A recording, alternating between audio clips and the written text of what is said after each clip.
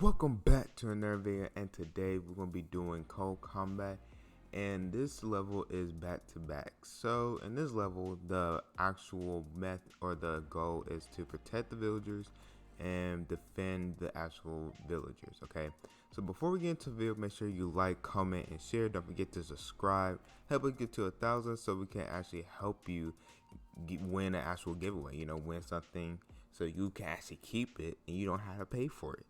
Help us get to 1,000 subscribers, and let's get into the video.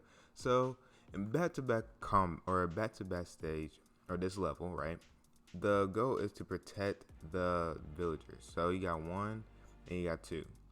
Now on this one, they already have the while true function. If you don't know what a while true function is when you have line of code under the while true, right, and it's just re-loops, or just loop it back over and over again.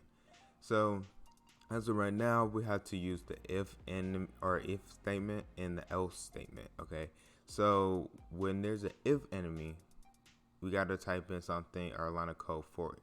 So if there's an enemy, we got to put in hero.attack, because if you don't put in hero.attack, then the enemy will be able to just take out the actual villagers. So we're going to just put enemy, and then we're just going to close that off. Okay. And the reason why we just put enemy is because enemy is already a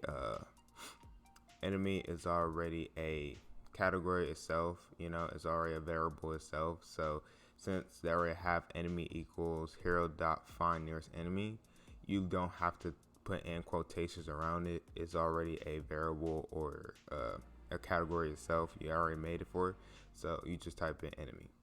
Now for the else statement, it's when there's no enemy for you to attack, so you have to, what do you want the person to do?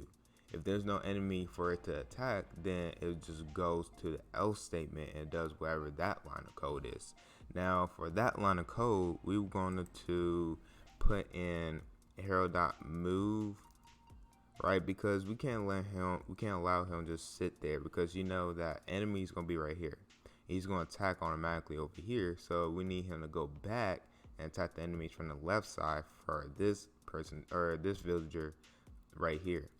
So we're going to put in hero.move, right, and we're going to just put in quotations x, and x is the coordinates. So the coordinates for him is going to be 37.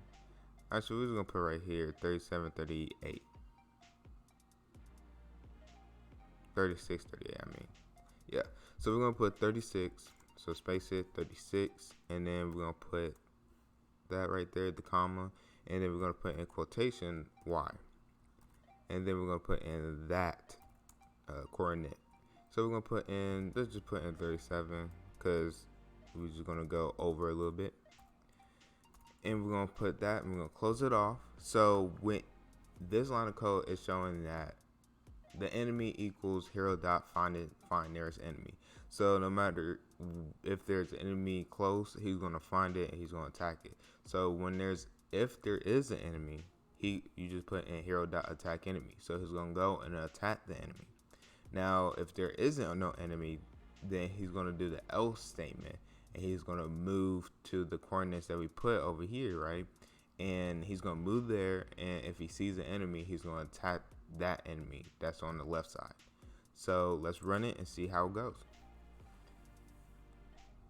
So you see how we got the success for the goals, and for it, you could tell how when you put the coordinates for a hero.move, and see how it's right here on it. It's because since there's no enemy, he's going to move to that coordinate right there, and when he moves to it, he's actually going to attack the enemies that's on the left side.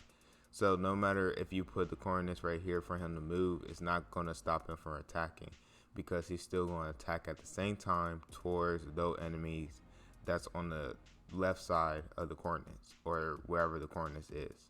And that's how you complete this level. So that's interesting. That is interesting, and I'm glad there's an else statement and that it can execute a different line of code. And that's all for today. Make sure you subscribe, like, and comment. Don't forget to share, and I'll see you in the next video. Later.